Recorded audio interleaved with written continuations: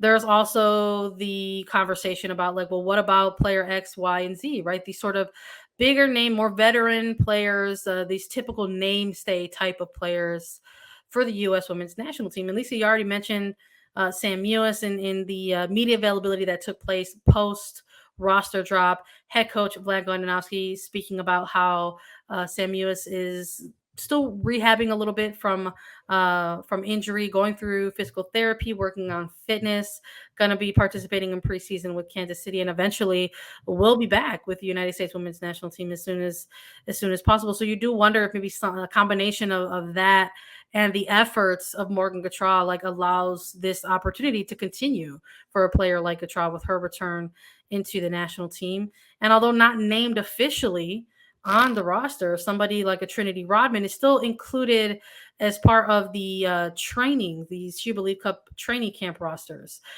because they want to continue the development of this young player as well.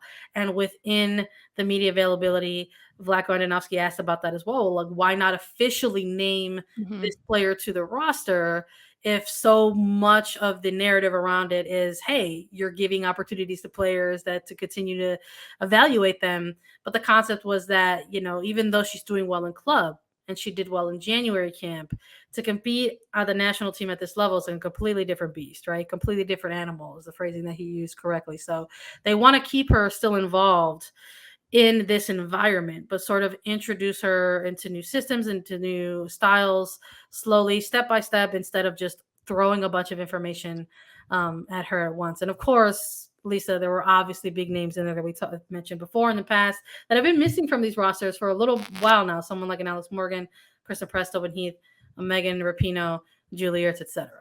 Yes, those names, I think, caused a bit of a stir, especially with U.S. Women's National Team fans that are some of the OGs, because players like Rapinoe, Alex Morgan, Press, Heath. I even saw some people on Twitter asking about Krieger and Harris.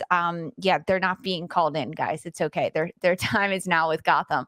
But when you look at these kind of big names, former namestay players that are getting a little bit older when this roster skews younger, the players that are maybe, quote, the biggest names missing in Alex Morgan, Kristen Press, Tobin Heath, Megan Rapinoe, they are forwards. They are players that play in the front line, and they are getting older. They've had the experience, but now it's an opportunity for younger players to come in and prove themselves. In the media availability, of course, Vlatko Andonovski, head coach of the United States Women's National Team, was asked about these big star players, Press, Morgan, Heath, Rapinoe.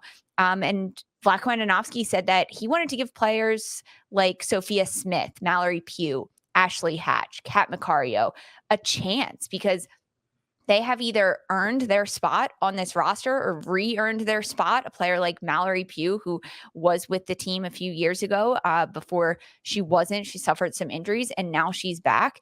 And this is a chance for these younger players in Smith, Pugh, Hatch, Macario to get game minutes, not just training minutes, but actual game minutes in these She Believe Cup matches. And so he can evaluate them in a game setting, in the training setting, so that when the World Cup qualifiers come up this summer, 2022, ahead of the Women's World Cup in 2023, he can have better material to make his decision on. And that doesn't mean, he said this, that Press, Morgan, Heath, Rapinoe are out completely. It just means that he is giving these younger players a chance in game minutes to really make a good decision based on every single aspect of their game. And these She Believe Cups matches is a great chance for them. Another player that I was also a little curious about why she wasn't on this roster is draftee this year to Racing Louisville midfielder Jalen Howell. She's been in the January camp in 2020. She was called in 2021. And during the media availability, head coach Vlatko Andonovski said that Howell will be in future camps, but she just got outplayed during this January camp. And they wanted other players to take a look at this gaming environment, get her a chance with Racing Louisville in the NWSL, because he knows how important league play is and club play is for a player like Jalen Howell. But when you look at not having Julie Ertz in this call-up, not having Sam Mewis, it leaves some open spots in the midfield that a player like Jalen Howell, I think, could have been an asset during these She Believes Cups, because she's a younger player that could experience some game minutes, get some caps under her belt, playing against these different teams in Czech Republic, New Zealand, and Iceland. But hey, she wasn't called in. I mean, she went to January camp, and this is another option where Morgan Gautral maybe outplayed her a little bit in that similar position in the midfield that they have. But those are the players that really are, quote, missing from this roster. And it's not too many, right? No. We're sort of comparing January camp roster to She Believes Cup roster, looking at someone like a Sam Mewis, right? Not on there. Jalen Howell, not on there. Imani Dorsey, who ended up having to get pulled out of that January camp, right, due to injury, and someone like a Naomi Girma, and similar responses in terms of their absence, right, of the She Believe Cups roster in terms of Howell and Girma. You're talking about two players who went 1 and 2 respectively, right, in the NWSL draft. Vlatko saying that he was actually pleasantly surprised to see some of the development of Girma while she was in January camp. But similar to Howell, they want to see them thrive in an NWSL market and in NWSL matches, and sort of see their continued development there throughout the league. And for Dorsey, again, somebody who still has to get back in to preseason grind with Gotham to sort of rehab her injury and get fit and healthy again before getting called back into something like a She Believes Cup or something with a competitive camp that's going to have actual fixtures attached to it, So there was a lot, I think, within the availability that came sort of post roster drop, and I think probably the biggest thing about it that people are maybe latching onto is the fact that, Vlatko is sort of talking about how the importance right now of having these types of rosters for these types of opportunities, for these types of fixtures, right? The games that are coming into play that happened at the, to cap off the 2021 calendar year and now to kick off 2022.